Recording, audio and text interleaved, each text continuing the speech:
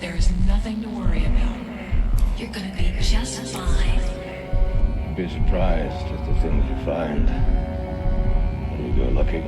God, it knows I'm here. Clear your minds. It knows what scares you. It has from the very beginning. I'm plunging headfirst into some kind of black void of sheer, utter madness. Be afraid. Be very afraid. It is entitled Naturan de Manto, roughly translated Book of the Dead. You're gonna die up there. I've got to return some videotapes. Welcome to End of Veins. And Today- no, you yes. do it. You're so Today we are talking about Leprechaun 4 in space. Every time I've talked about this movie to somebody, because I've talked about it to like everybody, Mhm. and I've seen it before. This is not my first time watching Lep 4 in space. I have referred to it like I have spoken less and less of the title to the point where today I called it Lespa. Tubi thought it was Leprechaun 4 Lost in Space, and I don't know where they got that from. I have so many notes on this. I have because the so movie many didn't notes. try that hard with the title. The movie didn't try that hard at all. No. Well, the fucking thing started out as a joke. Yep. Apollo 13 was coming out, and somebody did a parody poster with the Leprechaun. Yeah. It was like, well, shit, that's number 4, I guess. Hey, I'm not mad at it. Oh man. I'm not mad at it. So this was part 4 of the series. Part Yeah. 3 was released. This was February 25th, 1997, which a horror movie released in February says a lot. Yeah. That were Direct to video. I mean, direct to video. Yes. Part 3 was released in 95, and part 5 didn't come out till 2000. So, and it had a new director in for part 5. yeah. This This one had the same director as part 3, I think. yeah. Yeah. Anyway, the director was Brian Trenchard Smith. Written by Dennis Pratt, based on characters created by Mark Jones. Mark Jones did the first one, obviously. Yeah. So this is starring. I have something to say about almost every single person in this movie. So it's Warwick Davis as the Leprechaun, of course. He's the star of all of them. And Replace him. You could put a different Absolutely. person under fucking Jason's mask. You can't get a different Leprechaun. no, he's the character. Warwick Davis is my professional person that I'm super jealous of, because when he was 11 years old, he got to be in Star Wars. Oh. As an 11-year-old boy who was a fan of Star Wars, he got to be fucking in it. But he is the Leprechaun. I also noticed, watching it this time through and writing notes on it this time through, the Leprechaun never has a name. He's always just the Leprechaun. Yeah, in this they don't even call him Leprechaun. No. This he's just the monster. The monster or the alien or whatever. But he does a great job. Anyway, Brent Jasmer as Books. So he had a little bit of success in TV around this time. He had a reoccurring role on Bold and the Beautiful. So, he's a working actor in Hollywood. Yeah. Jessica Collins as Dr. Tina Reeves. She had a little bit more of a successful TV career. Most recently, she is the hot lady news reporter Jackie DiNardo on It's Always Sunny in Philadelphia. Oh, okay. Yeah. Guy Seiner as Dr. Mittenhand. Mitten hand. That is I hated typing it every single time. Guy Seiner is watching it, I was always like, who? I know that guy. Where do I know him from? Guy Seiner, American-born actor, British trained. He had a secondary but quite sizable role in the the controversial British series Allo Allo, which is Allo Allo is it's set during the German occupation of France, following the a provincial French cafe owner as he gets caught up in the machinations of the German army, the Gestapo, and the French resistance, which sounds lovely until you get to the part where it is a slapstick sitcom, like catchphrase driven classic British comedy. Nobody was happy that they were making fun of this because everybody comes off as an idiot. Yeah. It's It's quite funny. It's quite a funny series. Guy Seiner plays an artistic, which reads as, it's coded for gay, Okay. German officer who he ends up getting drawn into a plot um to duplicate a valuable painting so Mhm. that it can be, and it's just a whole ridiculous plot where like somebody finds out about him duplicating the paintings and they want to duplicate as well so that they can steal the original. So he ends up painting like 4 or 5 copies of the Fallen He's Madonna with the stupid. big boobies, literally, by Van Gogh. Oh. So he's a real actor though. Okay. Gary Grossman as Harold. Gary Grossman was in Bachelor Party, and where he played the character Okay. Gary. He was also, this is such a weird tangent, but so there was a show in the early 90s called On the Air. It was canceled after 3 episodes aired Mhm. out of 7. It's this very slapstick comedy about a 1950s television show production, like a variety show. Okay. And are you still there? Okay. Yeah. All right. Yeah. Anyway, okay. It's a very, very weird little show. Didn't do very well. Why am I bringing it up? Because it was created, co-written, and directed by David Lynch as a follow-up to Twin Oh Peaks. my God. And David Lynch fucking hated it. Wow. I watched the first episode. It's not good, but he has a small part in it. So it's weird. It's a very weird one. Rebecca Carlton as Princess Zarina.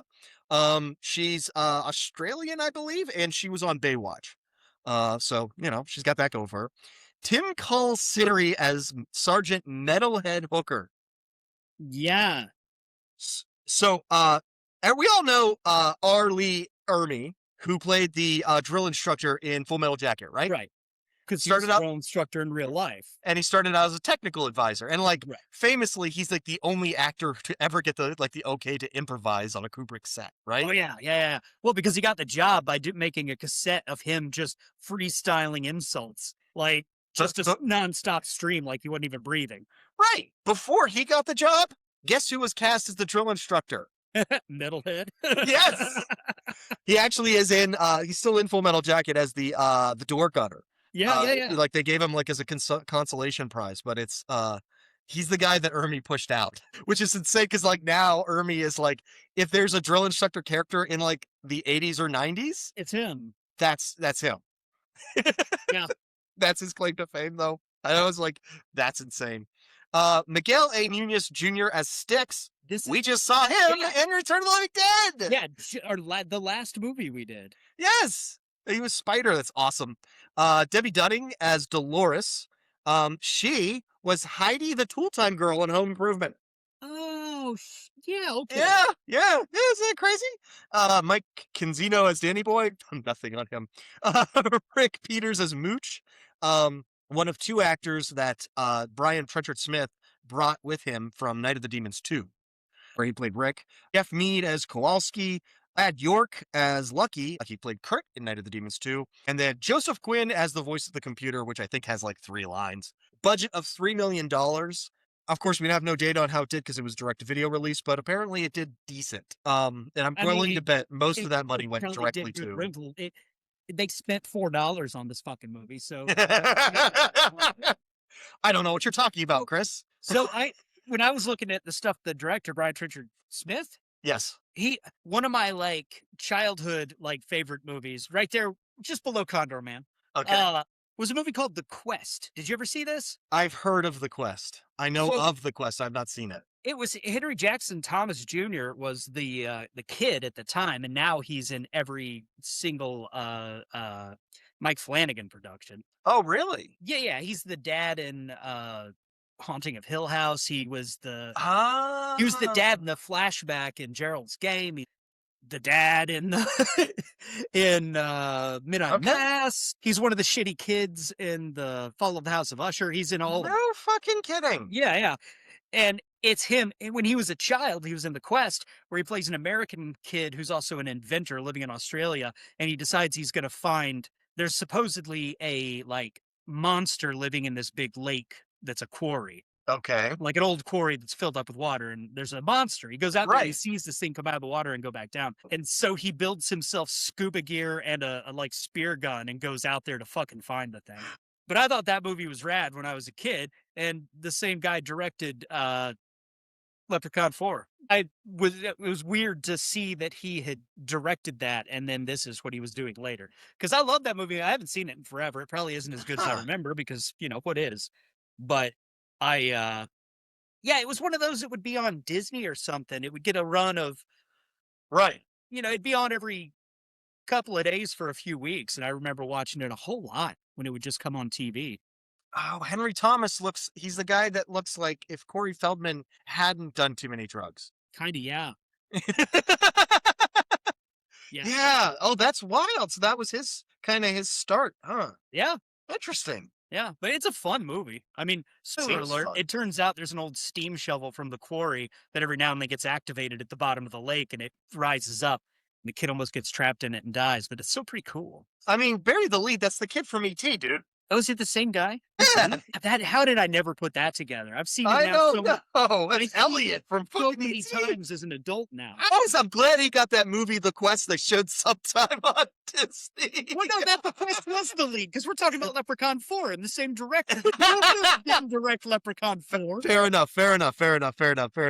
That's crazy though. That's a crazy. I don't know what you have to do to end up doing Leprechaun movies from that, dude. I Like don't know. going from the kid that directing Elliot from Yeah. ET to Warwick Davis as the Leprechaun. He refused to pre-sign a suicide note for the Illuminati, and they wouldn't let him do anything. It's probably it. Anyway, this I wanted to talk briefly about this because, like, I mean, we've mentioned already a couple of times, like, this is the first movie we're doing on the podcast that is like objectively bad.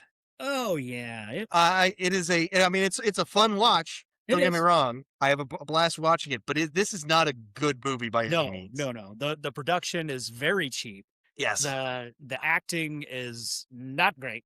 A lot of them though lean into the not good. A Sure, lot for of the sure. acting is clearly like they're doing their B movie acting. You know? Right. And that's the thing is that it's like these kinds of B horror movies are like, I think they're an important part of the horror ecosystem. Yeah. Like these are the movies that keep the industry going. And then like every so often one of them will suddenly do gangbusters.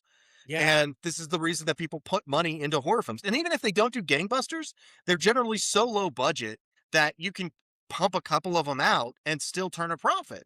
Always. And that's why horror has always been sort of the backbone of the economy of like video Exactly. stores and things like that. It's why, you know, Lloyd Kaufman, Charles Band, and Roger Corman flooded video stores with just cheap ass horror movies in the 80s. Exactly.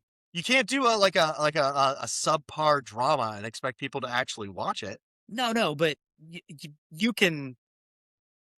There's not a lot of so bad it's good movies that aren't horror movies. Exactly. You know, Exactly. if a comedy movie is actually funny, then they did a good job. That's a good comedy. Exactly. Even You if it's know? low budget or whatever, like, you know, if a horror movie, if a comedy isn't funny, then it's a bad comedy. If a horror movie isn't scary, it can still be a fun watch. Yeah, and you feel like they knew what they were doing when they made this movie. Like they knew exactly what this movie was. They called it Leprechaun 4 in space, for space. Christ's sake. And you know, I get the sense that they still wanted you to have fun watching it. So Absolutely. because you're going to pay your $3 at the video store or whatever, Exactly. and They this want you to movie get is your money for worth $3. I believe so, but it was just like, this is the first time we've done like a B movie, and especially like a B movie made to be a B movie is a different thing from a movie that just ends up not being good. Well, yeah, I mean, because you know, we did our very first one. We did Evil Dead, and that's Right. a low budget legend. You know, Right. It was made with the intention of being a B movie, but Yeah. then it ended up being like amazing and Yeah, actually rather I mean, sophisticated. It's the Star Wars of horror movies. Exactly. You know, Exactly. So this is not that. no, But we're going to have but it is in space. it is in space. We're gonna have fun making fun of it, is my point. And Oh, yeah. that is the intention, that is the point. And like I just can't say it enough. Like, we need these movies to fill in the gaps as far as horror goes. And I also, and Amber and I were talking the other night about, where we see ourselves, blah, blah, blah. What would you regret not doing? Whatever, and I will regret it if I never try to make a movie. For sure. Yeah. I want to make movies, but I'm not Tarantino. I'm not Spielberg. I know I'm not going to be those guys. I love the Charles Band model of just owning a house in fucking Cleveland. He bought like an old ass mansion. Yeah. That is just like studio offices, everything. Yeah. And they just crank movies out, just cheap little fucking movies. He just cranks them out, puts them online and whatever. And I don't necessarily want to steal that model, but just the idea of being able to like make these things for fun and make a living off of it. Like I bet the people that made this had a fucking blast. I'll bet they did. But if I had more hands, I would just make a bunch of puppets and make puppet movies. And just make whatever puppet movie. Just make whatever movie we want. Just make I have puppets. hands. I have 2 hands. Yeah, I've got kids. I can make them do stuff. I'm just saying, like, stop motion takes forever. You know what I mean? Like, animation is tough and time consuming, and that's not conducive to the model that we're reworking with. Puppets. I have a 10-year-old. She'd love to get down there and work some puppets. And hell yeah, dude. Hell yeah. She's crafty. She'd make half of them for us if we just That's asked. There you go. There you go. Wow, I can't believe I just shat that idea out, and it's like totally what we're going to do now. We'll pay her in pizza rolls. It'll save us a ton of money. I love it. I love it. I love it. I love it. Okay. Let's actually talk about this movie. Hey, you should. We should. So, the opening. We get some CG asteroids flying around behind the titles in the opening credits and stuff. Let me just stop you. I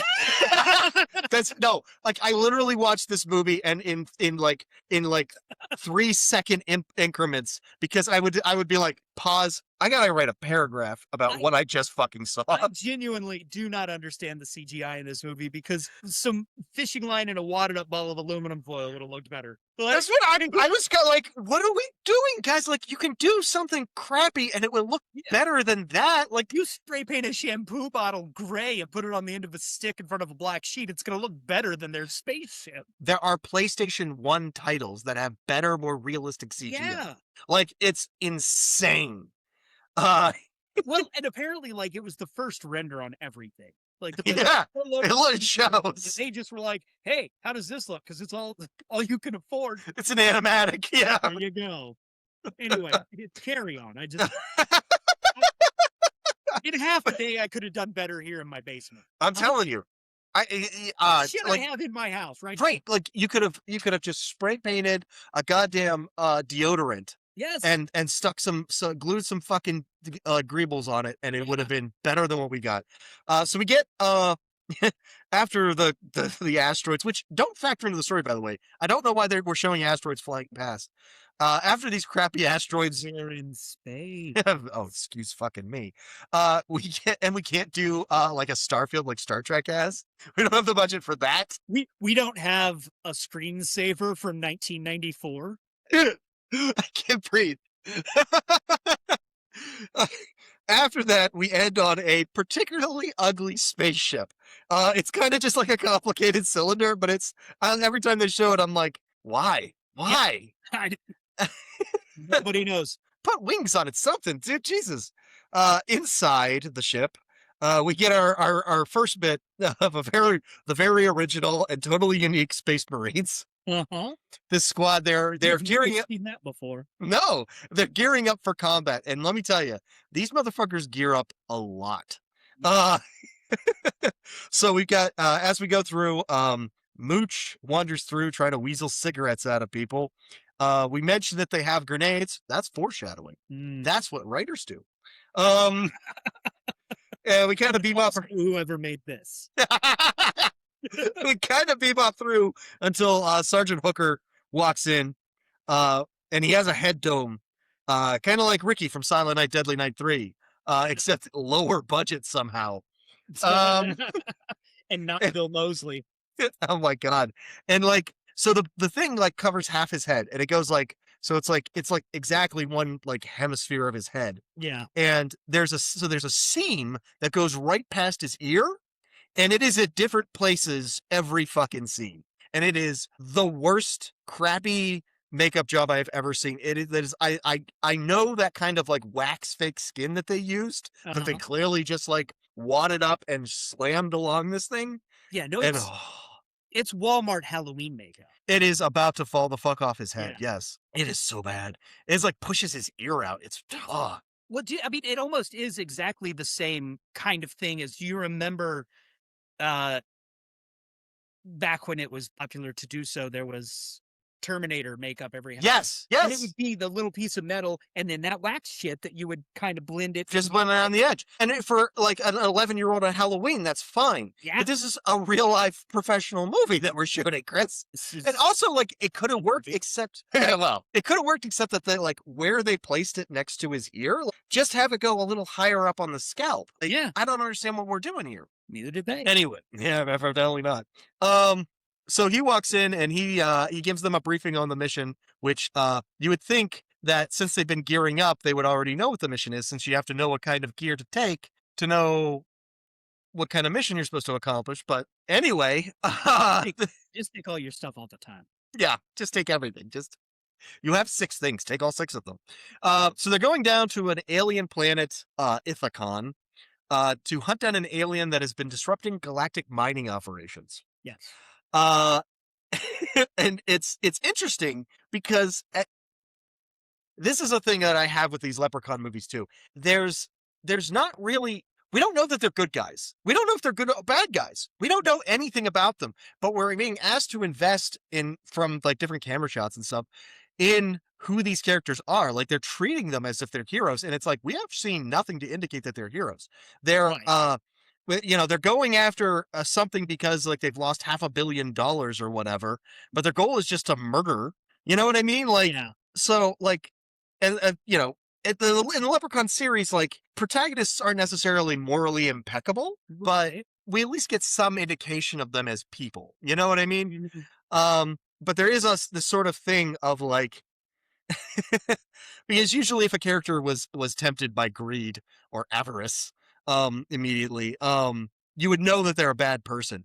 But with the Leprechaun series, every character, no matter how good or moral they are, has this degree of obsession with gold specifically that is like undeniable. It's absolutely implacable. And it's very weird. It's a very weird direction to go in. So a wrinkle forms in their detailed and very well thought out plan of go down place, kill thing. Yeah. And that wrinkle is Dr. Tina Reeves. She comes in and announces that she has been asked to join them to take samples of any alien life they encounter along the way, and also so that she can start making eyes at books. Sergeant Hooker, sorry, go ahead.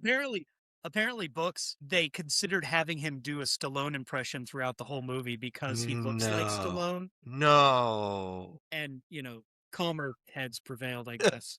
Oh man. What could have been? Release the Stallone cut, you know?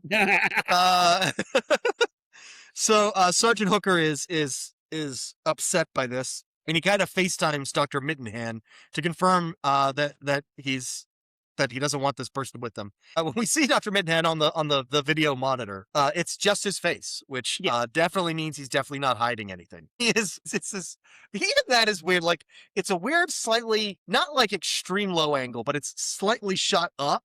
He's filling the frame. And he always has this weird, like, wide-eyed thing going on. But he essentially tells Sarge to just suck it up and follow orders. So Sarge puts Books in charge of keeping Reeves safe. War as heck. I don't know. More absolutely mind-blowingly amazing special effects as the incredibly realistic shuttle leaves the ship to head down to the planet, which is kind of a brown haze. Yeah. I'm really tempted to just bang my head on the table at this point, but no, we're gonna keep going. So, and then we cut to on the shuttle, and they are still gearing up. There's the on the spaceship gear, and then they got to get the gear that's on the shuttle. They got to get the gear. You got to gear up before you gear up, Joe. I'm in the military. We have meetings to talk about meetings we're going to have. So this isn't that weird, honestly. It's just they can't like I have a vision of them shooting this scene and everybody's just like sitting there and they're like, well, this is so bad. Like they're sitting and doing nothing must have been terrible because people are constantly doing goofy shit in this Yeah. movie. Yeah, or Just to be, stop like, loading a thing or locking a thing or like what were you doing with your hands that they fiercely have to have you doing something to occupy them buckle the rest of the time? and do some Velcro. So I think they might have too much gear. So Books is putting a combat vest on Reeves. And he's apparently being a little too rough and ensuring that the, life-preserving armor is properly secured to her body. So Styx steps in and suggests he be more gentle in a sexual way.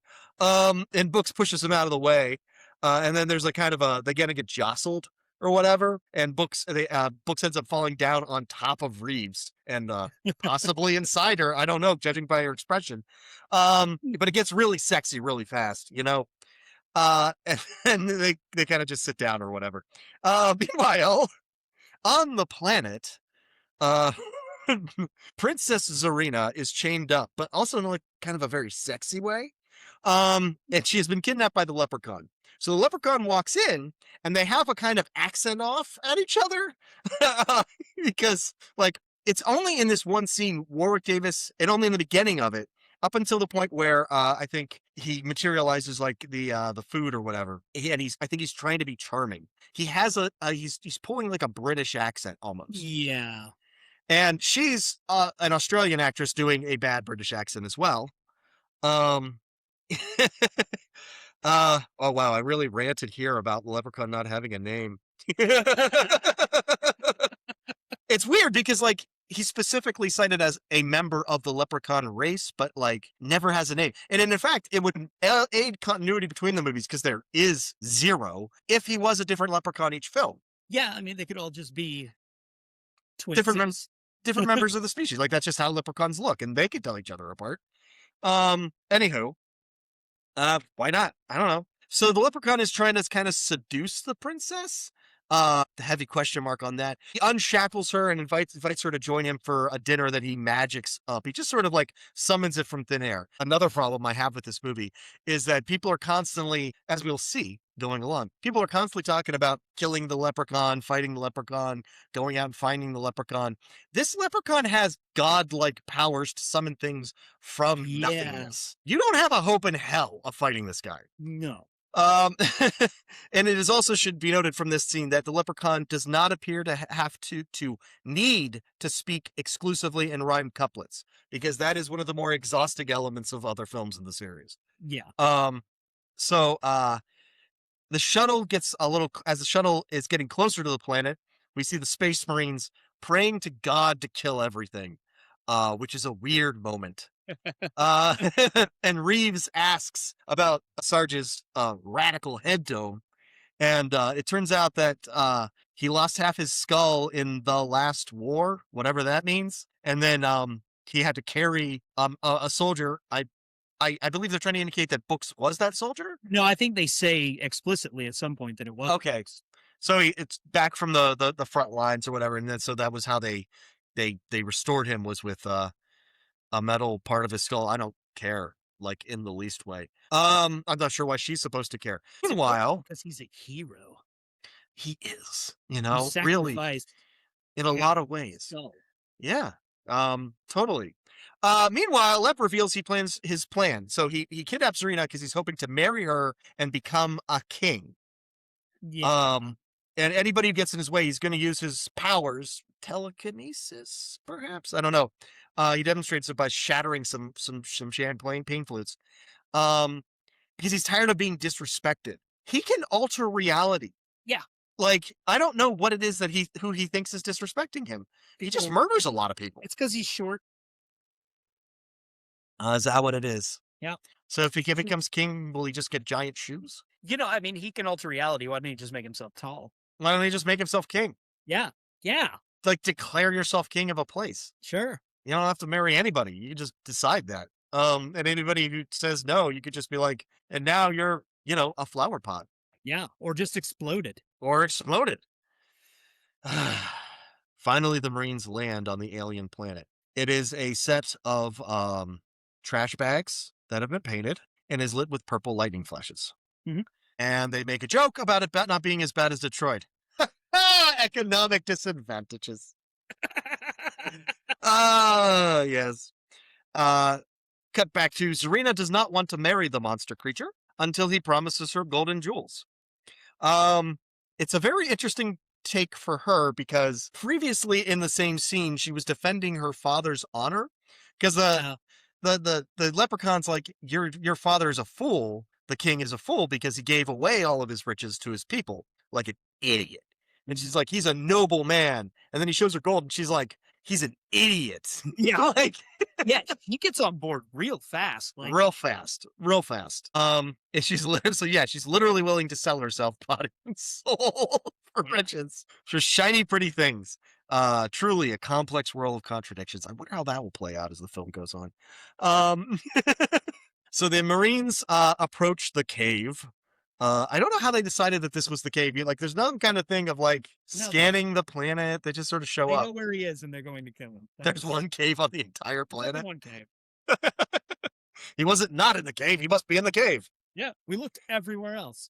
They approach the cave, and Sarge decides to send Lucky in. Hey, they brought the handheld motion trackers from Aliens, Yes. but they couldn't afford the graphics. No. So they're just sort of boxes that they carry around. So Lucky sneaks in, and it kind of goes on for a bit.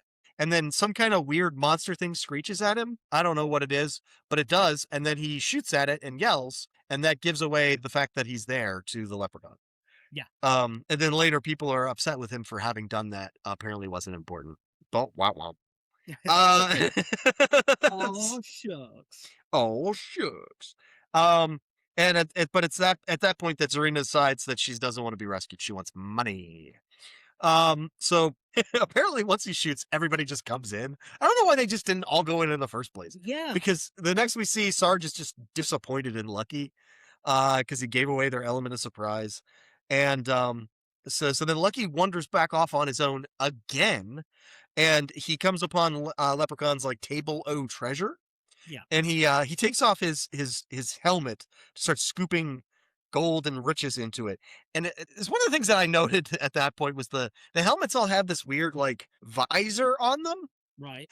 Like it's a flip down visor. And it looks really stupid the entire time, Right. whether it's up, whether it's down. And it's like, my theory is that there was too much reflection and shine coming off of these like clear plastic visors. So there's like white spray paint on them. After the first scene that they're shown. And it's like, so now when you flip it down, nobody can see your face at all. When you flip it up, you got this crappy thing in your face. I'm trying to find a picture of the helmets. They're kind of like, they're very ball shaped. They're very round. They're not great. But in any event, the leprechaun sneaks up on him and pulls out his trusty multi-tool shillelagh, apparently, and Yeah. a lightsaber blade. Yeah. A lightsaber blade emits from the end, and he Because why he's- not? Yeah. know? Why not? Yeah, and he slices him up with it. And his death cries draw the rest of the Marines, except for Book. He has to babysit Reeves. God damn it. So Lep Never steals do anything cool. never. He's always to babysit the hot chick. Leprechaun steals the handgun from Dead Lucky's body, and he starts to engage the Marines in a shootout. Books hears the sound of battle and can't help himself. He immediately disobeys a direct order and tells Reeves to wait behind to go and fight along with his squad. And Reeves like barely pauses before she just chases right after him. It's ridiculous. So the gang fights back and forth, and hey, they put their visors down. So now they both look stupid and can't see anything. Finally, Kowalski hucks a grenade at the Leprechaun, which is right at the time that Zarina comes running in for no reason. Leprechaun sees the grenade, sees her near the grenade. It takes a while for that grenade to blow. Like he should have held it longer before he threw it. It's literally the grenade's literally at the princess's feet. So the Leprechaun like leaps and jumps on it and gets blown to bits. He's And, very heroic. He is. Well, that's his meal ticket. And she gets injured. She gets thrown down and knocked out, and apparently she loses a hand, we find out later. Randomly. So the squad go around congratulating each other on murdering a single 3-foot tall combatant with a small handgun. Good job, guys. All right. Visors up because we're delivering lines. Reeves scans the princess with the Star Trek tricorder and determines that she was hurt in the explosion and needs medical attention. I don't know what her first clue was. She's laying unconscious on the floor, face down. Books picks up the princess's severed hand, leading to a hilarious and extremely clever joke. I'll try to break it down for you if you didn't get it. Where they ask him to give them a hand, and then he throws the hand to them. See, the first part, the setup, is they ask for a hand, meaning some help. Yeah. And then he takes that literally and throws her severed hand. No, I'll start again. Oh, I got it. Oh God. I don't know if they took it from like a New Yorker cartoon. Yeah. Or because it's bon mot cribbed from Shakespeare, perhaps. Comedy writer to It's pretty witty. And Reeves is like, I can reattach that. She can. Sarge finds Lucky's body and orders Styx and Kowalski to pack up the table of treasure.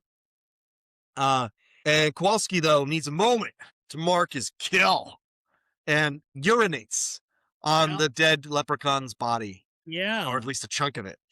Sure. At which point, weird leprechaun energy, ?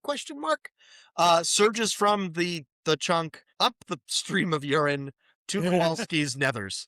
And as they walk away, the severed head comes to life and kind of looks at them. Like, if you thought the leprechaun was dead in this scene, you're wrong. That's basically what this is. Yeah, maybe to tell you, because you might think that the leprechaun is dead. I think the movie's over. Oh no, you strap the fuck in. Maybe so this movie was only 10 minutes long. If only. Flying back on their shuttle, they announce that they're returning, and we get to hear that the shuttle's code name is Eagle One, which, like, that's just audacity.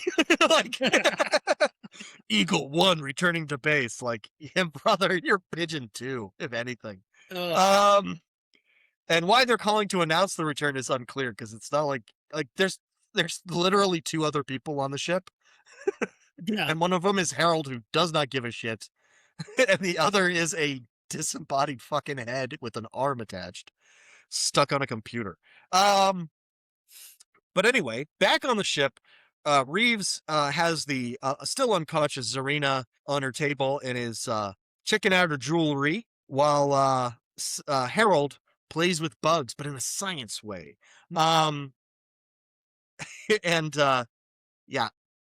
Reeves calls over to him to check out the jewelry, and he's kind of fussy about it, stomps over, and the aesthetic of the room in general is so fucking alien. It's like, but what do you expect from a movie that the low budget movie from '96 with In Space actually in the title, I guess. Yeah. We're lucky they couldn't afford hypersleep pods, otherwise we would have absolutely started with them in their underwear waking up. Oh, sure. Yeah. So the princess's necklace signifies that she is a princess, information we already knew. And so saving her life will be a chance to improve diplomatic relations. Who gives a fuck? Nobody cares. It has been nearly 3 minutes since Leprechaun has been on screen. Let's move this along. So she orders a bunch of science tests on the princess, which Harold whines about her not being his boss. So Books tries to back her up and be like, get it done, little man, you know? Yeah. And Harold has this moment with Books where he's like, don't touch me unless you're willing to back it up or something like that. Yeah, Harold is impossible to intimidate, honestly. Like, all the Marines basically talk shit to him, and he just, like, doesn't blink. It is water off a duck's back. And it's back at him. I mean, this moment to me read more like he's threatening Books with sex. Yeah. I read it as make the big jock dude uncomfortable with a gay joke. There you go. It's an odd moment, is the point. Yeah.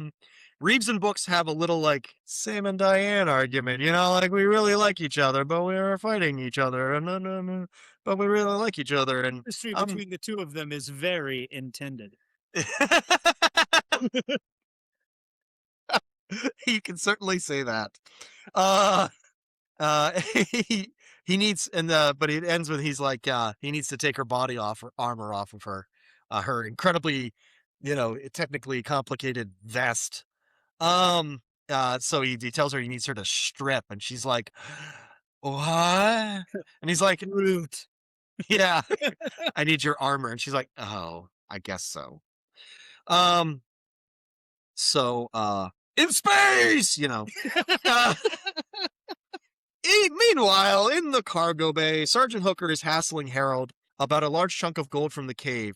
This is another part that I was, like, continuity-wise, I was confused. Not that I should expect great continuity from this movie, but, like, down on the planet, it's, like, riches and gold, like gold coins, jewelry, jewels, stuff like that. Up on the ship, it's, like, these massive chunks of just, like, raw gold ore? Question mark? Yeah, they kind of switched gears as if that came from the planet and not from. Yeah, they're like, there was a bunch of gold in that cave, and it's like, but so where's the actual treasure that you grabbed? Because, okay, it's like, whatever, you know what I mean? But like in a Leprechaun movie, that's very important. Like he's after his gold. He wants his gold.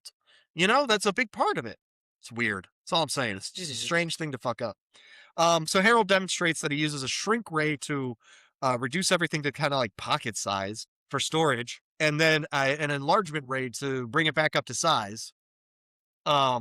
Which the Sarge is appropriately impressed by because it's fictional, and he tells him it was invented by Dr. Mittenhand, who's a genius, and he also happens to be listening to them on FaceTime. Hey, you didn't know that. So he's calling them to tell them that they're now supposed to guard the planet until whoever's coming, the mining cruiser, whoever can arrive to kind of take over for him. And Sarge is pissy about it because he's like, we have a contract. It ends at midnight. I don't want to fucking hang out. And he's like, yeah, and so there's conflict there. And Middenhand kind of just like he kind of just doesn't deal with it. He's kind of just like, yeah, well then you'll just stay here. To turn off the feed. It's like nobody leaves without my say so. The end. What actually happens is he says, nobody leaves without my say so. The end. And I just kind of wonder if that was just like the best take they got. Because it has that feel. For the film to shoot it again. In the ship's entertainment center, call it the disco bar. We've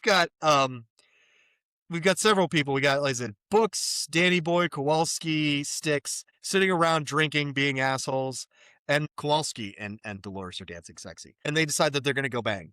And the drinkers are being irreverent and annoying, but Books nobly drinks for the fallen lucky because he's good like that. Because everybody else had forgotten about him. That's right. Not him. So Dolores and Kowalski, they find a spot, and Dolores goes in for the handy, while delivering the traditional hand job chin kisses. It should be noted. It's a lot of like kissing his chin. It's weird. Well, and she's apparently pretty aggressive. Well, this is the thing. It's like she's it happens off screen. She's reaching down his pants or whatever, and he's like, "Hey, be careful," and everything. And what happens as the scene progresses is that the leprechaun just like is born from his penis. Like it emerges explodes out of his crotch. So apparently out of him. Right. And apparently the first stages of that explosion feel like just kind of an aggressive hand job. I guess. It escalates fucking quickly. It does, but at the beginning, it's not entirely unpleasurable, is my point. She does. She is like for real guilt-ridden over it. Oh my God. It's a very weird moment, and it's like a magic monster shot out of his crotch, and you think you did it? Yeah, that was always going to happen, lady. So Dolores grabs a gun and tries to shoot at Lep, but he distracts her with a very specific John Wayne impression. It's a line kind of cribbed from McClintock of all movies, and he pulls out a 6-shooter and shoots the gun out of her hand. Yeah. It's a very specific line in McClintock where John Wayne is like, there's a fight. John Wayne's like, I'm not gonna hit you. I'm not gonna hit you. The hell I'm not. And then he hits the guy. It's a very funny movie. It's a very funny line in a very funny movie. He uses it this time to just shoot the gun out of her hand. It's weird.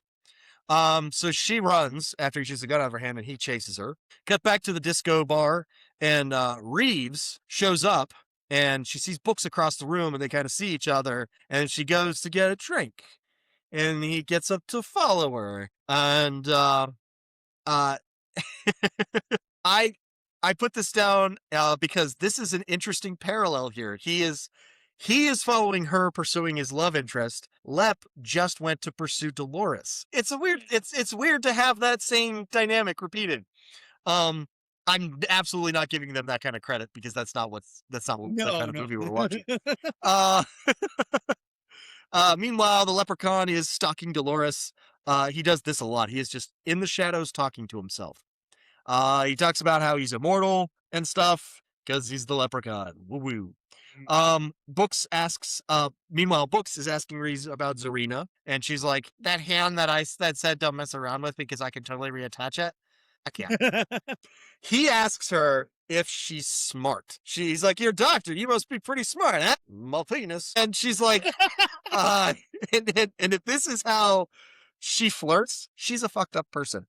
She's like, well, what do you mean by smart? What do you mean by smart? What's your frame of reference? And it's like, dude, just say I'm not interested if you're not interested. Yeah, seriously. But she's clearly interested. Yeah. So just roll with it. Just be like, I am smart, and toss your fucking hair, and then you'll get to have sex. She's not good at talking to people. Dolores, for some reason now, is stalking the leprechaun through the ship's haunted house maze, I presume. Mhm. And he hides behind a wall and then trips her with his shillelagh. And then he gets on top and starts choking her, asking her if she likes him. Or he gets the feeling that she doesn't like him. That's what it is. My notes are crazy. And then she punches him and kicks him in the balls and runs. And that's when he's like, I guess she doesn't like me. Oh.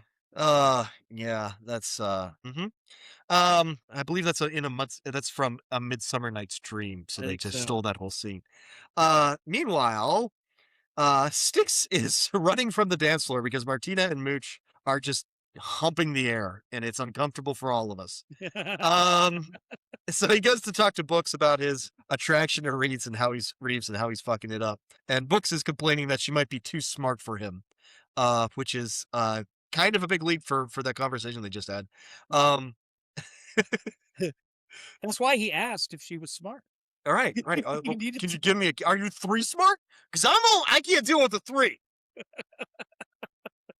I can deal with 2 smart. Are you 2 smart or lower? I'm lower. Because the conversation came off as she's like autistic and trying to actively push him away, and he came off as bored and messing with her. So not so much will they, won't they? But before Styx can tell him, just see if Why would they? yeah, and before Styx can tell him, just see if she wants to put her face on your face before you start like naming your fucking kids. Yeah. Dolores bursts in the room and declares that the leprechaun is among us. Meanwhile, back in Harold's bug lab, Harold is molesting Zarina. There's no other word for it. So, and he skeeves his way up her legs to the stump where she lost her hand. He is. It's gross. And he finds out that her hand has regenerated itself. As he marvels over this Wolverine-esque feat, Dr. Mittenhand FaceTimes to confirm that Zarina's ability has the ability of regeneration and to shame Harold. And you get the feeling that humiliating Harold for being creepy is something that both Mittenhand and Harold get off on. So it's a good relationship is what I'm saying. He swears Harold to secrecy about the regeneration. So somebody would probably need to, to get the secret of Zarina's regeneration on Harold, they'd probably have to like step on him with like stiletto heels. Probably. Or like threaten him with like nipple clamps or like laughing at his genitals or something, Something humiliating and painful. Yeah. Sexual. Elsewhere in the vast complex of dimly lit catwalks that somehow makes up a mass of steel soaring through the depths of space, the squad has geared up and is on the hunt for the Leprechaun once again. Any opportunity to gear up, really. That's true. Also note that like at least 2 of them were like fall down sloppy drunk 5 minutes ago. Books gives Reeves a pistol. Why did they bring her along? No idea. They had to have come and gone and gotten her. And telling her that she'll need a little bit more out there than a PhD. Huh? He dumb. She's smart. She don't love dumb, but he can't. But he can't help him love. He make boom with fist. Smart, no let her do that.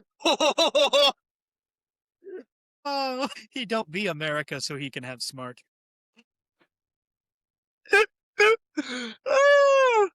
She is, however, a strong, independent, modern woman with a black belt in karate, which should come in handy to hang herself with when she faces off against the lips godlike powers to alter reality itself without even the defense of a gun. Yeah. I mean, he could go real mean and boring and just give everybody aneurysms. And He has no imagination. So they come across waste disposal and examine the sad remains of Kowalski, dealing with the complex emotional loss of a comrades in arms to a torturous, if brief end, at the hands of a maniacal beast that now stalks him by making a joke about STDs. Sarge decides that somebody needs to go and check in the chemical disposal chamber, where Reeves tells him it's filled with flesh-eating bacteria used to dispose of organic waste. So he says, Mooch, you go in. Reeves says that he'll need to wear protective gear and that she should go in too. Books tries to stop her. She my girl. Me girl no go hurt room. She mine. But she's the only one that knows how to work the equipment. So, though what equipment needs to be worked is unclear. So, that's what we're doing. Books' compromise is just to go into the airlock. It's just him and just for her to just her work the airlock. Reeves would just to work the airlock while he and Mooch go in. But the equipment. Reeves explains that the decontamination chamber will decontaminate them. I don't know what I was expecting, honestly. It gives her a chance to sound smartish, I guess. She works the controls. They split up once they go in the room to search. It's just worth noting they look dumb as hell in their giant toddler hazmat suits. Yeah, they do. Low quality hazmat. It is, but it doesn't stop Reeves from looking on worried as Books and Mooch go on to search what I presume to be the set from a stage production of Alien the Musical.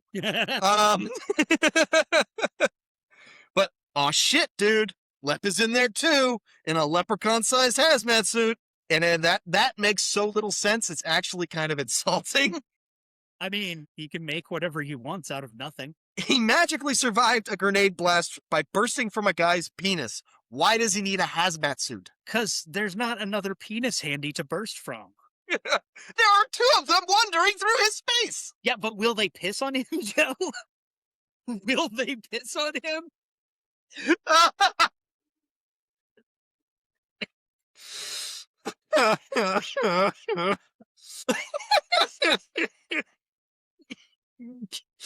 I need a moment.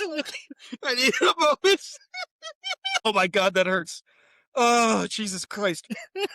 I'm just, he could have turned all the flesh-eating bacteria into like 4-leaf clovers or some bullshit, What? Or just not gone in there. I mean, He could have not gone in there. So anyway, his shillelagh, which emitted a lightsaber before, but we ran out of the budget on that son of a bitch. Now it has a switchblade in it. As they wander around, Books gets some lube dumped on him that he hopes is from the hydraulic system. Let's just say it's all supposed to be organic waste, buddy. And then just as he's about to head back, so Mooch is in the foreframe, and behind him, Leprechaun swings past on a chain. And it's just, and then he has to like swing back. And when he swings back, he slashes at him with his shillelagh knife to cut open his suit. But it's very clear with the way that he swings so wildly. and in such a way that you cannot tell exactly what it is at first, that they just put a little person on a chain and just swung his little ass. And he is going to need help getting down. Yeah, they attached him to it. Yes, they did. He got clipped in there. He is. So he slashes open Mooch's suit. Brooks is dragging Mooch to the airlock, and Lep is yelling at him, "Hey, give me the princess and I'll let you live." Reeves gets him through the airlock and comes in, and Books is like, "We gotta help Mooch." And then they show Mooch, and he's literally just a skeleton at this point. It's like, I don't think he's gonna pull through, buddy. So Sarge takes his team and goes to threaten Harold to allow him to speak to Dr. Mittenhand. Yeah.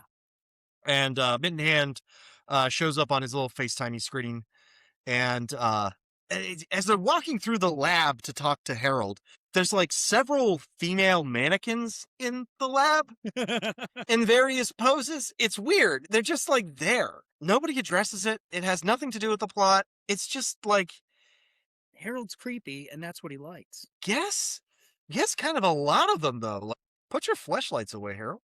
So Sarge is like, "Hey, let's give the leprechaun the princess. This is not worth us all dying over." Yeah, 100%.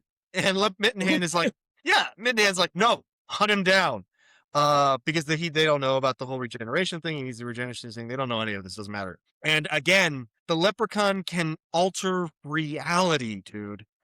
I know that they don't. Even if they don't know a great deal about the extent of his powers, right? He was exploded with a grenade and then emerged full formed out of a man's genitals. Yes. You're like, and regularly materializes things like guns and right. That's the kind of tiny hazmat suits. Right. It's the kind of superpower that makes you go like, I was gonna say flight. You know, like it's intense. Yeah. It's intense. And somehow it's not as interesting to Mittenhand as the regeneration. Nope. Sarge is unwilling to keep putting his men in danger against a literal god, so he tells Mittenhand where to get off and starts to storm out. And that's when the wall opens up and out rolls Mittenhand in the flesh. What there is of it. For contract negotiations. Yes. So he's just a head, kind of part of it's kind of like a line across his clavicle. It's just a head and one arm. And sticking out of a silver refrigerator box. Yeah, that's apparently on like a rascal scooter. It's got like panels hot glued to it. It's somehow, without even having like a full body or anything, just the sight of like a naked clavicle and a shoulder is like, it feels inappropriate. It's like, put a polo shirt over that or something. You're killing me. Like a cloak or something. Just like, cover it up. There's people here. There's women here. Come on. There's also that weird edge where freak the show flesh meets the metal and kind of folds over it, and it's because it's like nailed to it or whatever. Oh, it's unpleasant to look at. It's weird. So Mittenhand is very Nazi scientist in exile-ish. In between banging on his own machinery, the machinery that is literally keeping him alive, and then it malfunctioning because he was banging on the machinery that's keeping him alive. Yeah. He makes a deal with the Marines to pay them like 100 times. So, whatever. And they're like, okay. So then they split up to go and hunt the leprechaun. Like, yeah, that's good. Let's do it. Yeah, like, okay, that sounds good. I'm sorry we had this interim that didn't amount to anything. The leprechaun is always constantly watching from the shadows and explaining to himself that what he's going to do. And he's like, I'm going to marry the princess, but then I'd have to share it with her. So I'll kill her. And then I get to be king and not share my gold with anybody. And I don't know who he's talking to, but he sure has a plan. Yep. And it has nothing. Now said out loud. Yeah, it has nothing to do with what's happening right now in this movie that we're watching. So, Styx and Danny Boy are wandering around some part of the engine room, and the Lep snaps his fingers and kills the tracking device they stole from aliens. And Danny Boy argues that they should just find a place to hole up and just like wait this shit out, let everybody else deal with it, and then come out once it's dead. And Styx is like offended by this because Space Marines stick together. Except for that one guy. What was his name? Where the hell is Lucky anyway? I swear. Books and Reeves are wandering around together because of course they are, because they're gonna get married. They're in love. Yes, and he tries to get her to hang back, and she's like, No, I can do anything you can do. And then she goes up the stairs and he just like stares at her ass while she does. So it must be true love. Back in the lab, Harold and Mittenhand do science. Mittenhand gets weird. Like Harold scrapes some loose skin off of Mittenhand's fingertip, and it's hilarious comedy because Mittenhand's like, "Oh, my fingertip." They drop some of Zarina's. Ouchie. He did an ouchie to me. My ouchie has a poo poo. They drop some of like the formula they made from Zarina's blood onto it, and then they hit it with a science ray, Yes. and it grows into a finger. And this is supposed to impress us, even though we saw the leprechaun conjure up an entire table of elaborate foods, then treasures from literal nothing. But they made a finger Yeah, with science. with science. All they had to use was a formula and a science ray. Yeah. Cut back to the leprechaun stalks Sergeant Dolores as they wander through what I'm going to say is a crappy laser tag course without the black lights on. Dolores asks, this is what Dolores asks Sarge if he thinks Kowalski's death is her fault because she gave him a boner. Yeah. And Sarge tells her, like, no, when it's my time to go, I hope I go the same way with the boner. And for some reason, at that moment makes Dolores see him as a sexual entity. She starts kind of like looking him up and down in a very predatory way, and he becomes immediately uncomfortable with it. It's very strange. He just We're want her to give him a death. Yes, it makes everybody uncomfortable, including the audience. So we're bouncing between the different teams looking for the leprechaun while he schemes from the shadows. Books and Reeves get a ping on their locator and they call it into everybody else, and they give their out location as the engine room, which is a joke since everywhere these assholes wander around that isn't like the lab or the disco bar is this vaguely industrial, smoky, dimly lit engine room. Yeah. Like Sarge and Dolores are like, hey, we'll head there to the engine room to back you up from the engine room where we are. And then Six and Danny Boy, they're too deep in the engine room to hear the call that they need to get to the engine room. One of them's an engine room east, and the other one's an engine room west.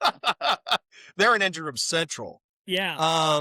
So Reeves and Books argue because she's like, well, let's fight him. And he's like, no, let's not. Like, because you have no training and no weapons. Yeah.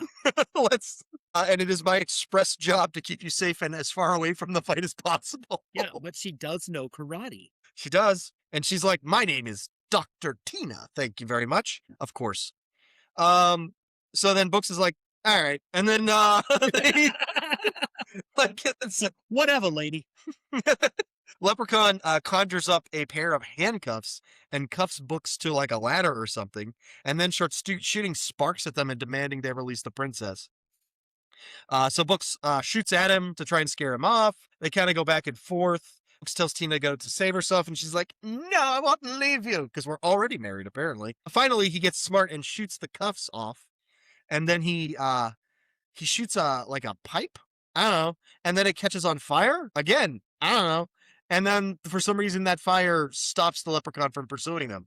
Third time, I don't know.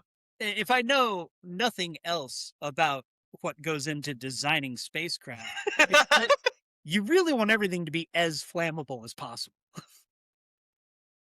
Yes, absolutely. And then you want to just like light those fires every time you get a chance. Yeah, and shoot guns inside the ship as often as possible Yes. in whatever direction. It doesn't matter. It's space. It There's is. space everywhere. What? Yeah. What? You gonna accidentally hit somebody out there? I mean, I don't see what consequences could possibly come back from that.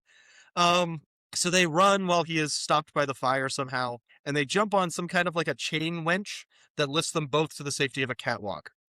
And when they get up to the catwalk, we get another one of these these two should just fucking bang already moments when he's like carrying her in her arms and she's like, thank you for saving me. And he's like, I'll show you how to handle a weapon. And it's just gross. And that's what Dolores and Sarge roll up. It took them a while to get to the engine room from where they were in the engine room. Books asks after Sticks and Danny Boy, but they're still all the way in the engine room, so Yeah. they can't hear. Leprechaun taunts them from where he's hiding. Sticks and Danny Boy from where he's hiding. Somehow he's also right where they are. Yeah. And Danny Boy freaks out and Maybe that's the engine foyer. yeah. Well, it's a great moment because they're wandering through and they keep talking about like, we should just get out of here. We should just get out of here. Next exit we come across, we're taking it. We're getting out of here. This is stupid. And then they hear the Leprechaun and Danny Boy's like, fuck this, I'm out of here, and turns back the way they came and immediately runs through an exit. Sticks it. we were just talking about exits. Yeah. Sticks is like, forget that guy. And then his light goes out and he's like, Danny, I need help. But the door won't open, establishing that they are both mutually isolated. The Leprechaun then appears on a video monitor to Danny and shows a video of himself cutting off his own fingers and then setting his remaining fingers on fire. I've seen this kind of thing in other horror movies, and it's the weirdest shit in the world to me when the supernatural villain demonstrates their power by injuring themselves and laughing about it. It's specifically Nightmare on Elm Street. Freddy does this to Tina, I believe, Yeah. when he cuts off several fingers. And it's just this moment where he's like, hey, look at this. And then he cuts off fingers and she's just horrified. And it's like, I don't get it. I mean, I get the showing that you're willing to hurt yourself makes you seem crazier and more dangerous. And Okay. also, like, it's going to be harder for you to hurt me. Look, I do this to myself. What can you do? I suppose that's true. But we're also talking about two reality-bending bad guys who That is also aren't true. really cutting their fingers off. That shit's coming right back. That's true. So then they talk to each other both from behind cover, like they're yelling at each other across this room. And Danny Boy's like, I don't care if you take Zarina, just, what does it mean to me? And Leprechaun's like, hey, why don't we talk face to face so we can work this out? They're both, Danny reloads, like they're both planning on betraying each other. Right. And when he takes aim at Leprechaun just like pushes a button and a huge thing falls on Danny, crushing him. Yeah. And then the Leprechaun makes a bad pun, and that's the end of that bit. I don't. Yeah. Okay. We just If I don't know anything else about designing spacecraft, I do know this. It's really important to have things just loosely shackled to the ceiling. The heavier, the better. Well, anytime that you're moving a large heavy weight, it's being suspended above head level. Yeah. You want that to be able to drop down as fast as possible. But also, you want it to be able to swing around when the ship's moving. Of course. That goes without saying. Yeah. Oh, boy. Harold draws more blood from Zarina, who is still unconscious. She spends a lot of this movie laying on that fucking bed.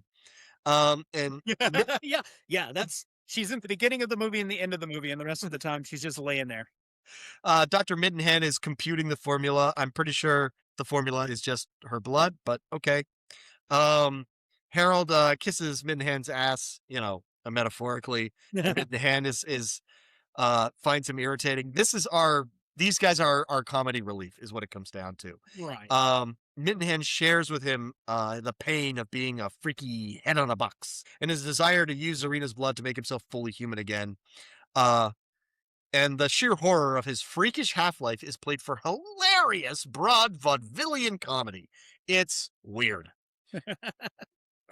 Elsewhere, Sarge sends Dolores ahead into a room where she is crossing there's a catwalk over. Suddenly, there's this giant fucking huge height, and there's a catwalk over it. I don't know why. I don't know where it's supposed to be, but there is a pit and there's a catwalk over the pit. Yeah. She walks out onto the catwalk and the door closes behind her, and the leprechaun seals it with his leprechaun magic, and now they can't help her. And so they have to just listen at the door as she confronts the leprechaun on her own. He just sort of is standing on the catwalk, and he's like, "Ah, I'm the bad guy."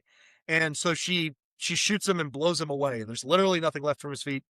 And she puts her gun down so that she can then go and poke at his remains. I don't know. Maybe she was going to urinate on them in memory of Kowalski. Maybe so. But that's when he suddenly just regrows out of his own feet. Yeah. He can also do that. Just And- straight back. Yeah. And then he just grabs her legs and just tips her off the catwalk. Yeah. So she's now hanging from the catwalk with this yawning chasm beneath her, and he starts like he bashes on her hands with his shillelagh to knock one of her hands off, and he's making jokes, and then he's peeling her fingers away one at a time, and Books finally gets the door open just in time to see Dolores's corpse hit down below, essentially. And suddenly they kind of just like, they're like, oh, she went down there. And then they run, and they're just where her body is. Like, I don't know what that distance was that she didn't survive, but like they're there instantly. And Tina's trying to check on her, and they're like, she's dead, she's gone. And she isn't. She gets up and grabs Tina and demands she gets revenge, and then drops again. So Tina grabs Dolores's rifle, and they're on the move now. She's like she's practically a Marine. Like, that's all you need is somebody to tell you to do something to kill somebody, and then they hand you a gun, right? That's all it is. Space Marines are a tough gig. Meanwhile, Harold stirs a big batch of blue liquid before handing it to Dr. Mittenhand. And the Leprechaun, just sort of wandering the ship, catches the scent of Zarina. And then the doorbell to the lab rings, which is also new. When Harold checks the video feed, he sees a nude Reeves in a panic, begging to be let in. And he is just creepy and horny about it. Of course he is. That's his only function in this movie. And just so we're all clear, that's not real. That's a magical deception by the Leprechaun. He's bending reality again. He's messing with them. It's a trick. Oh, it's a dirty trick. So Harold lets the door open, and there's nothing he can read. What the hell? And then Lep, I love this because Lep nutshots him with his shillelagh. And he does it. He does it so hard that the shillelagh is stuck in his groin, and he is down on the ground, down for the count. Like, almost kills him with it.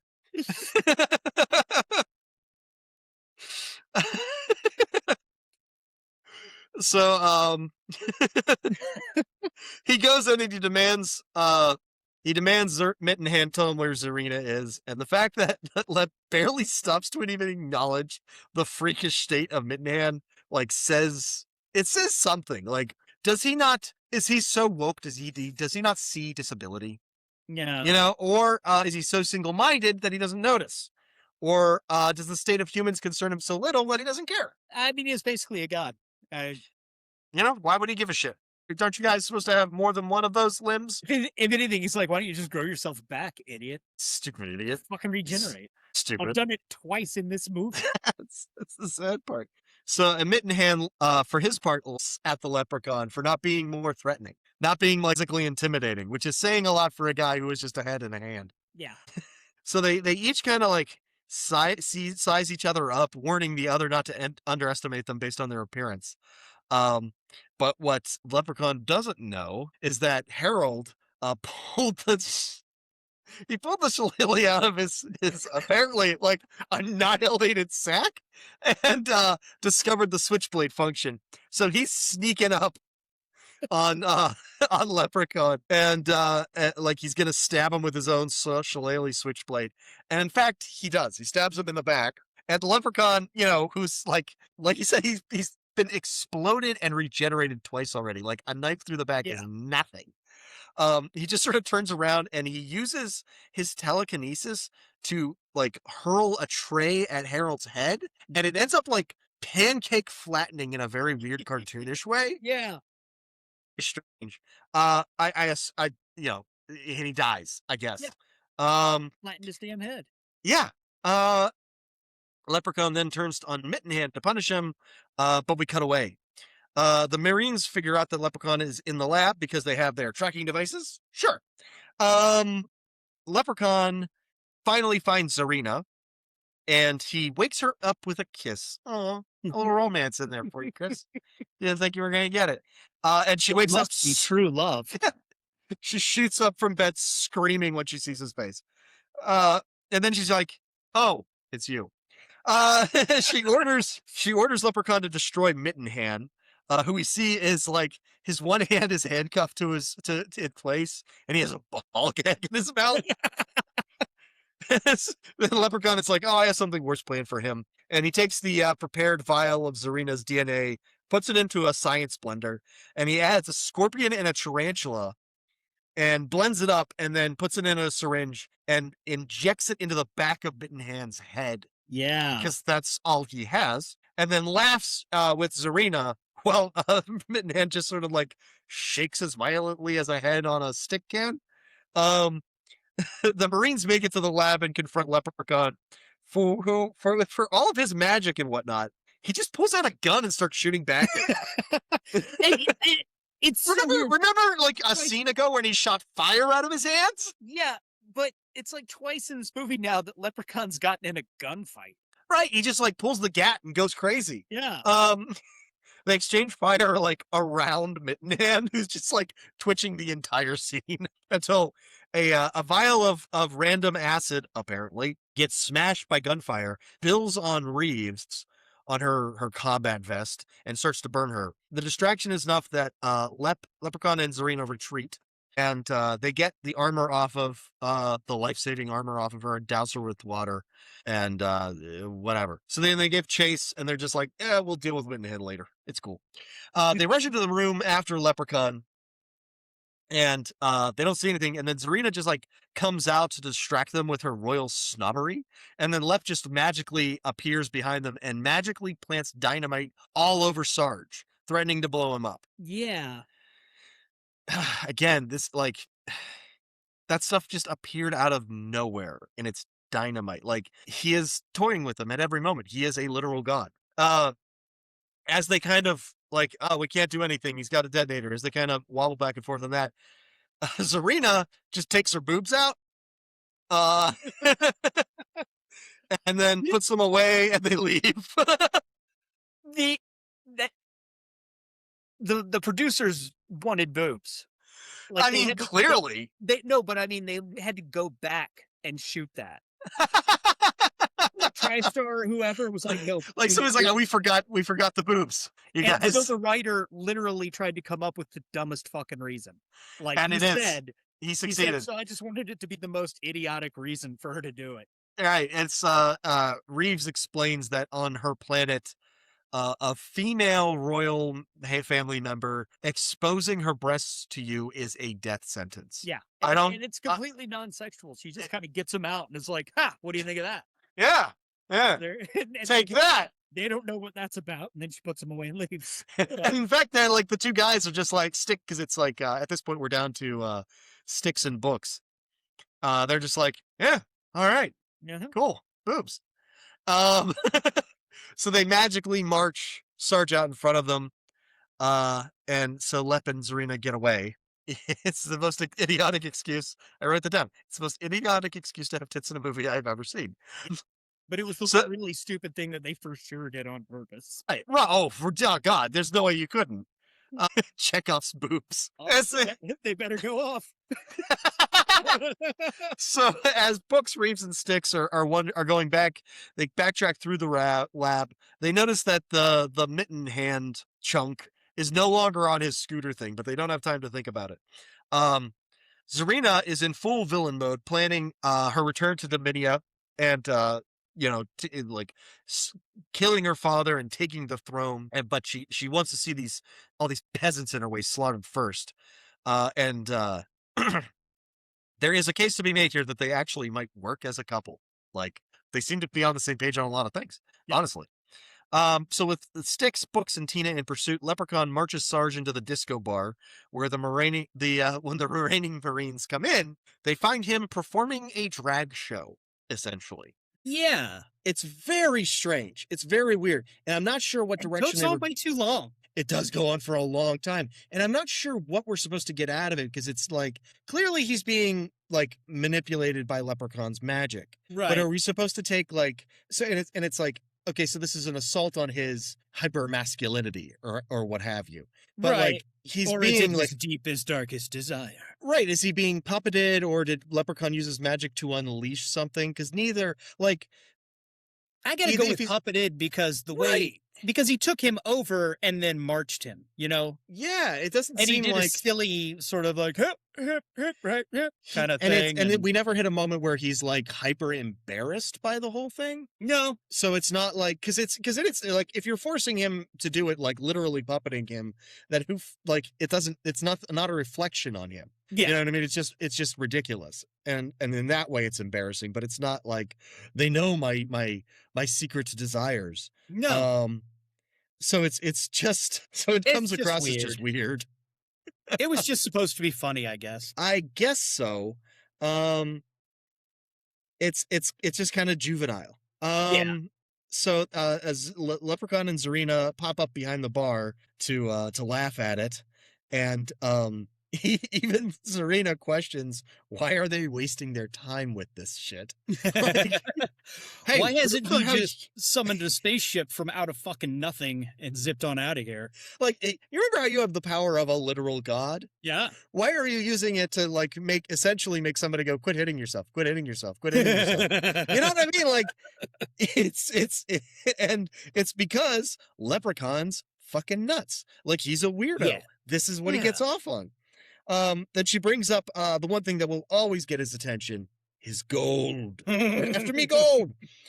She recalls that it is in the cargo bay, which she says like it's the name of a foreign land. Let's go back. The Bay of Cargo. But surely, whatever planet he took her from, they have both cargo and bays in which that cargo is kept. Maybe. It's just a weird thing for her to treat as like a complete. Maybe they call them something different, you know? I don't know. So he scuttles off to find his gold, and she hangs back and takes a beat to reveal to us, the audience, that she plans on killing him as well. It's very kind of her to let us know, like they're both secretly planning on betraying each other. Right. Because it's it's their asides to the audience, Chris, like in a Shakespeare play. That's what Right. this It's is, exactly essentially. like Shakespeare. Essentially. Meanwhile, Books and Sticks are like completely locked up, completely unable to deal with the concept of Sarge's drag shit. Like they are so confused by it. Yeah. Maybe a little aroused. And finally, They Sticks don't know what to do with it. right. Sticks gets tired of this and tries to punch Sarge, which causes Sarge to pull out nunchucks from literally nowhere and start twirling them around before throwing them at Books. It all gets really weird Well, the nunchucks are the single most devastating weapon. to almost everyone involved, including the person building them. Yeah. Dr. Mittenhand wakes up and looks at himself in a mirror. He's now like a somewhat mediocre designed bug creature who also, for some reason, has a robot eye. I don't know. Yeah, he didn't have a robot eye before. Yeah, that's what I'm saying. It's a weird move. But they were like, Yeah. robot eye, dude. Robot eye. And also there's pincers on your head for some reason. I don't know. Finally, thank God, Dr. Tina Reeves finally loses her patience with everything and just beats the living shit out of Sarge with her Because she karate knows skills. karate. Karate. And that goes on for too long, too. That fight is... Oh, Chris, she's beautiful, smart, and tough. Okay, I can't help you. it's a terrible fight scene. in Leprechaun in space. This is the point where they lost me. Mittenhand records a log that due to his mutation, he's losing his like human perspective. He's starting to think like a bug. Yeah. And I'm not convinced he ever had a human perspective to begin with. I think that's Not fully. No. something else. But he announces that he has become the mitten spider. And the audience goes, who fucking cares? Yeah. Sarge Nobody. Sarge wakes up from when he got knocked out by Tina, sorry. Tina. He wakes up and a rifle with a bayonet, like an old school, like bolt action with a bayonet affixed to it, he realizes next to him. He grabs the rifle and pops up, loudly arguing with his own female personality, like a one-man show, but like that. Well, Like a one-man show. like a one-man show. He stabs at Books and stuff, slices his arm a little. He just kind of beats the shit out of them until as they come at him one at a time until Reeves tricks him into charging at her bayonet first, and he manages to get the bayonet exactly and precisely into a perfect 20th century electrical outlet that happens to be on the wall. Of course, because it's going to be the same technology. It's And I don't- perfect. Why would we change it? We wouldn't.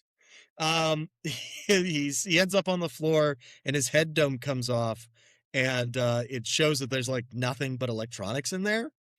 And they comment that he wasn't even really human anymore, and just a cyborg, but he was still the greatest Marine ever. I don't think if I were a Marine, I don't think that I would be proud that the greatest one was a robot. I don't know. I think they throw around the word Marine a lot. I think they should have stuck with They space throw soldier. around the word great a lot. Meanwhile, Leprechaun takes the opportunity to activate the self-destruct device because this is a space movie. We've got a self-destruct device. Of course. What and- spaceship isn't designed to just fucking explode? All right. Joe, if I know anything about spaceship design. So yeah, the heart of a spaceship really is a massive pile of explosives. Of course. Why would I question that? And it can be exploded with a precise 3-minute timer. Sticks, Books, and Reeves hear How long the it takes announcement. to get from the east engine room to the west engine I room. think that's how long it takes from the engine room into the engine room. You mean Yes. like where the engine room is? And then into the anti-engine room. Yeah, but you gotta go. Yeah, I mean, it could take that long, but not if you take the shortcut through the engine room. You know what I'm saying? No, that is true. So the gang. But I heard they were working on that, and it's hard to get through right now. Oh, really? Oh, so you have to like. You got to go detour around. through- You got to take the shortcut around back through the engine room. You got to detour through the engine room. Yeah. That'll take forever. Okay, I'm done. And I'm we done. only have 3 minutes. So the gang hears the announcement of the explosion, and they start to head for the shuttle. We get a little. This is a little like fast cuts back and forth. Mitten Spider works his way to fight his fly-eating urges long enough to try and stop the self-destruct. Because he's concerned about anybody's life, but because all of his work is on board and he wants to preserve that. Meanwhile, Leprechaun and Zarina get to the shuttle first, and Leprechaun puts a Leprechaun force field around it. Yep, it's a green glowing force field. The gang gets to the shuttle bay, but the door is locked with Leprechaun magic, ? And they can't get it open. So they're going to crawl through the ventilation shafts. I mean, Leprechaun wasn't even in the fucking room, and he knew to make that rifle materialize. So I feel like once he left the room, the whole Sarge's weird drag show thing should have dropped. Yeah. Right? Like, the fact that he can keep that, like, perpetually going without his active attention, like, that just went up a tier in my eyes in terms of power level. I don't know. So they get to the door, the shuttle bay, can't get the door open, so they're going to go through the ventilation shafts. But first they'll send Styx to find Mittenhand's code book in the lab to try to stop the self-destruct. By himself, alone, on his own, alone. He'll be fine. Then they make a pact not to leave each other behind. like they just did with Styx. Like they just did with Styx. In the cargo bay, Zarina's getting antsy to leave, but Lep is like, not without my goddamn gold. This is my one thing. And she tells him that she can have anybody that she wants because she's perfect and beautiful. And he tells her that she has a blemish between her eyes and pokes her in the face. And there's some magic shenanigans going on. Books and Reeves schlep through the vents, and Styx gets to the lab. And now there's like webs everywhere. And he's like, what's up with that? You know, they need to clean more often or whatever. But probably fine. He gets to the control panel and searches for the code book, but he fails to notice the like frankly gigantic mitten spider sneaking up on him until it's too late. Books and Reeves get through the vents and into the shuttle bay, but the force field is around the shuttle, and as Books explains, if you touch it, you will be electrocuted and cooked to death or whatever. Yeah. Which is a lot for him to assess on site alone, but whatever. Especially since it's not like a feature of the ship. It's a magic force field. How do you know what Yeah. it does? You could go through it and just end up in drag. yeah. I mean, You that would be could. consistent. Or a robot. Or a robot in drag. Leprechaun finds his gold, but it has been shrunk down to pebble size, and Zarina admonishes him for wasting their time and calls him ugly. At which point, Leprechaun produces a mirror to show her that her face is now covered in these like massive, hideous zits. And then he knocks her out. Like he's just tired of her bitching and moaning. He's and done just, with her. Boom. And then her zits disappear. Frankly, whatever. I don't care. Six comes to, and he is partially cocooned, but he's been cocooned like next to the computer console, so he keeps working on it. Dedicated. I love it. I love it. So far, there is no reason for Mitten Hand to even have been turned into this thing. It has not affected anything. We just wanted to try to like something extra to raise the stakes at the end. A reason for him not to go and be like, hey guys, can't find the code book, self-destruct's not still going. Like, we want to keep him in the room somehow. Yeah. So we webbed him up. Also, in Return of the Living Dead, he played Spider. In this one, he's caught by Mitten Spider. Oh my god. Books and Reeves find the leprechaun in the cargo bay. In this movie, he plays Styx. Maybe in the next movie, a beaver builds a dam out of him. If the drop in quality is from between Leprechaun in Space and proposed Beaver movie is the same as the drop in quality from Return of the Living Dead to Leprechaun 4, I will literally kill myself. Books and Reeves find Leprechaun in the cargo bay, still trying to figure out how to restore his pebble gold, his shrunken gold. Reeves tells him he can keep his gold in Zarina. Just turn off the goddamn self-destruct. They literally just want nothing left to do with him. Like, just stop, dude. Just take what you want. Yeah. Well, I mean, they were on board with that plan early. Like, just I give the princess. Call it a day. Everybody was. They just didn't have the princess on hand to throw at him. Leprechaun pulls the gat, takes a couple of pot shots at him. They exchange fire. Yeah, you know, back in another Leprechaun gunfight. Yeah, Third one in this movie. What else did you come here for, Chris? As they exchange fire, Styx calls over the radio saying he needs a password to disable the self-destruct. Reeves gets shot in the shoulder, which necessitates him going shirtless for the rest of the film. So, ladies, you're welcome. They showed considerable restraint waiting this long. That's for sure. Reeves gets the drop on Leprechaun. I'm sorry, that was Books that got the one on the shoulder. Reeves gets the drop on Leprechaun as he scrambles to try to collect his gold, but he's out of bullets. But she's out of bullets. Leprechaun shoots at her, but she ends up ducking behind and hitting him with the Enlargo ray, which, remember, we established earlier enlarges things. See, that wasn't for nothing. That was for this one very specific thing. As he starts to grow, Books sends Reeves with his pistol to go back through the vents to help Styx. Leprechaun, for his part, is delighted with his new giant size, and he checks on his dick to make sure that it grew too. I don't know what he was expecting to find in his pants, but he does in fact look down his pants and go, yep, everything grew. You know, like, it's... Yeah, boy, but how funny would it be if that one thing hadn't? He just looked at it like, oh. Just couldn't even find it anymore. Just... Excuse me, my lad, could you aim the ray a little lower, please? While Reeves is crawling through the goddamn vents, she finds they're suddenly full of spider webs, because Mitten Spider gets around in this movie. He is, like, literally everywhere at once.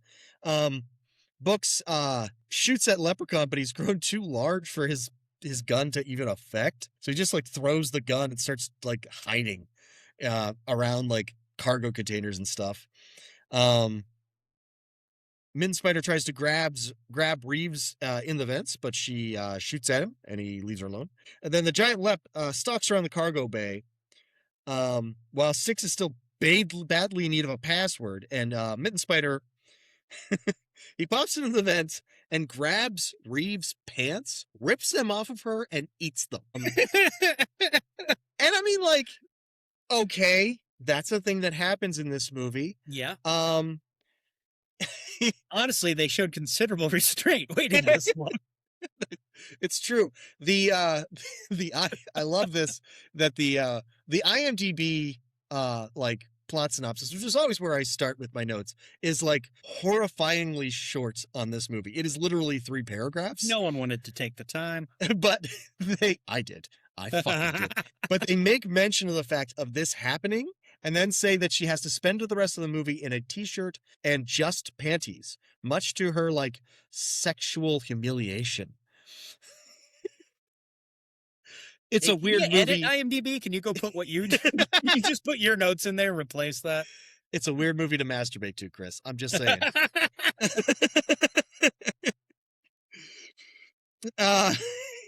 So she finally makes it to the lab. Sans pants, it should be noted. And Mitten Spider attacks. Now he has a stinger and he wants to be fed. She manages, with some pointing out from Styx, that they're to spray him with liquid nitrogen and freeze him. And then she grabs the gun and shoots him, blowing him into mitten bits, I suppose. Not before we get the obligatory help me from him, because it's a character that's mutated with a spider. Yeah, whatever. So Mitten Spider is done. We're done with Mitten Spider. It's cool. In the cargo bay, our Books finds Serena and wakes her up, but she's pretty loopy and demands that he carry her while she admires his buttocks. Books then calls to the lab and tells them to open the cargo bay outer doors. And they're like, but are you sure? And he's like, didn't I just fucking say it? Really manages to get... Why do and people let me think about it. People are obviously in a crisis. Just do what I say.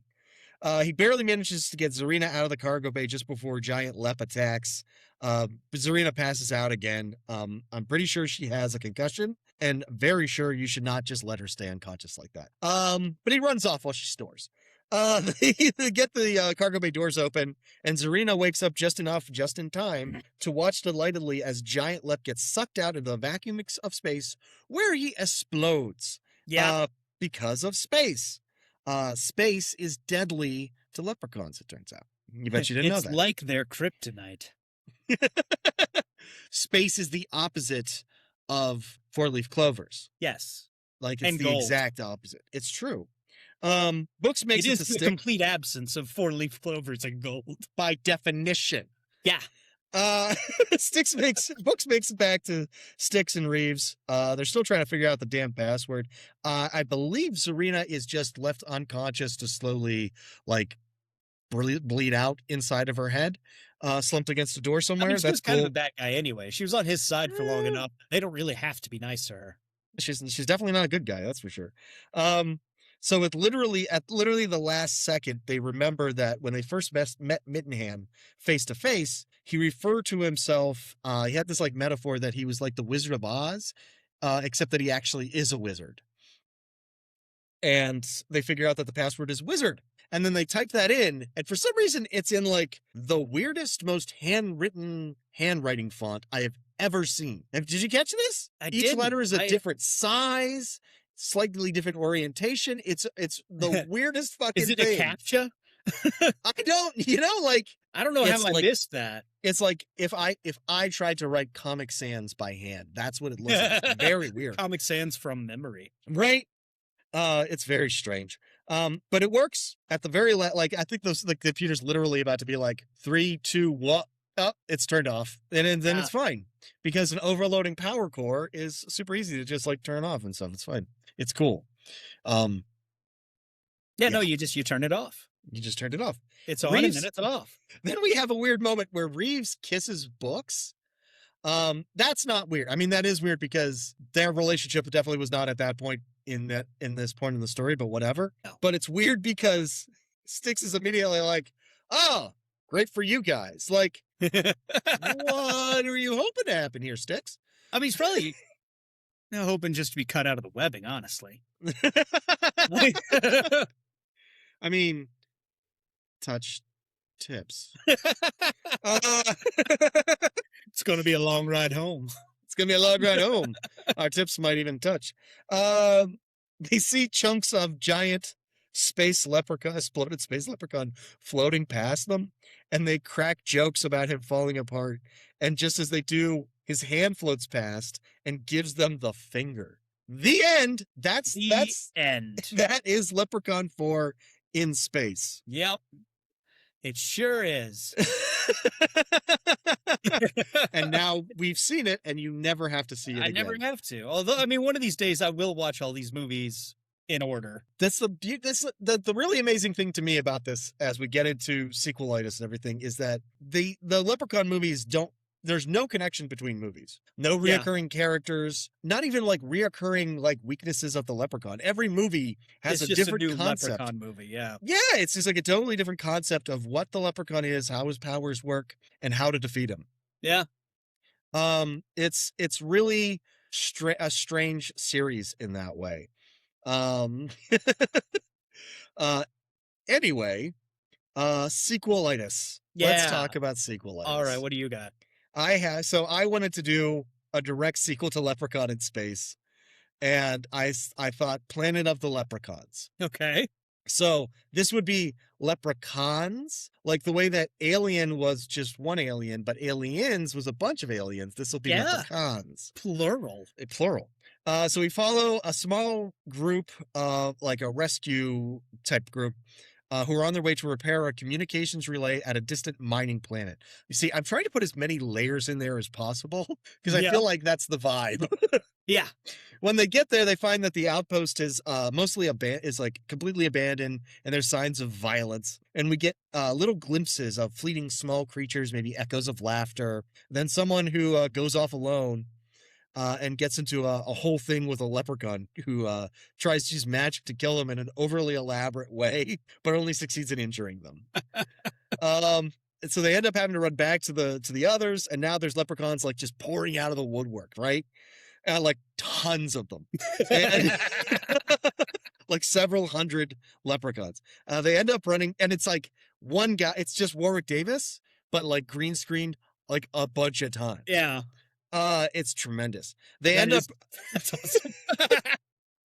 so they end up like running to the only like secure type of bunker thing, which is the entrance to the mine, and they run headfirst into the remains of a space marine troop who have been hiding out there. After having gone through pretty much exactly the same thing they went through. Like the Space Marines went there first. The Marines then info dump on them about what's happening. The planet actually has like huge, insanely large gold deposits. Like most of the planet is gold. Okay. And the leprechauns, who are usually solitary creatures, have all kind of just been drawn to it, each of them intending to claim the entire planet for themselves. So they're safe in the mine just because because the leprechauns won't let each other get that close to the actual gold for fear that leprechaun will steal the gold for themselves. I see. So they're all kind of like clustered on the entrance, like, you're not going in there, you son of a bitch. You're just after me gold. You know how leprechauns talk. They fix up the injured person cyborg style because that has to be in there too. And they form a plan to make it back to the technician ship. But as they start to fight their way through, it's revealed that the king of the leprechauns is almost there at the planet. And when he arrives, his ship lands on top of theirs and destroys it. So they need a new plan. They run back to the mine, but the king can just tell the others what to do, and they'll have to obey him because he's their king. And he storms the mines, forcing them to retreat even further into them, where they will find a magical object that they learned about earlier, of course, that they can use to control the king so they can get out, but they have to trick him somehow to make it work. That's what I have. Okay. I like it. That's my Leprechaun in Space sequel. I like the massive number of leprechauns. I feel like, because I've we've seen an never gotten ocean more of than them. one of them. Yeah, we never gotten more than one of them. No. And I think we need to address that. Yes. In space. In space. My idea was, he's still big when he gets ejected. Right. And he's in space. And I love, probably in The Howling, I mentioned Scud the Disposable Assassin, that werewolf Yes. that gets exploded and then comes back together because he's immortal and explodes. So he does that. He's just bursting and then reassembling and bursting and reassembling, and his parts just travel through space and eventually, get pulled into the gravity of a planet, Right. and crash into the ocean, where they're finally able to reassemble and stay together. Okay. He's still big, though. So he Right. comes wading out of the ocean into the civilized area, Oh no. Leprechaun Kaiju. Oh no. I love it. Oh my God. Oh my God. I want that so bad. And that's, I mean, I don't, that's all I need, honestly. That's all I want. Just I mean, Leprechaun stomping through like shitty cardboard cities and like I can't, little plastic tanks I can't rolling breathe. up and getting stomped on. So then they use a giant robot. Yes. They have to fight him with a giant robot. It's the only way to fight giant monsters is giant robots. I don't know of another way. Not one. But the robot is like, No movie has figured it out yet. It's always got to be giant robots. the robot is like, it's like Voltron or the Power Rangers, but each of the parts is a different mythical creature. Ooh. Like they got a Bigfoot bot and a unicorn bot, And their powers combined. and their powers combined to fight the leprechaun. Ooh, or it's Mechracon. Oh no. Oh no. Mind blown. Oh. Leprechaun is so good. Honestly, holy shit. Oh man. Oh my God. Someone write this down. Hey, we're recording. This time. Yeah. Mechracon. Leprechaun 4.25. In space. The assault of Mechracon. I am there for this. Yeah. I love God, why could I not think of Leprechaun Kaiju? That's so good. all I was thinking at first was just like, well, he was still big when he got blown out of there, so that's where we You started. didn't resolve that issue, dude. No. Even though technically, like, fucking magic. He could just make himself course. small. But he could have just made himself big if that's what he wanted. Well, I mean, like, at the end, they're going to defeat giant Leprechaun, Leprozilla, and then he's just going to, like, he's going to be dead and laying there, and his mouth will be hanging open, and Tiny Leprechaun will just walk out of his mouth. Yeah. Yeah. That's how this works. Or explode out of his crotch. Then the eyes on Mechracon turn red, and it turns out that he's merged with it. That's just the setup for the next one. Goddamn straight. It's just it just spins off into an actual consecutive series of sequels, but now it's just kaiju movies.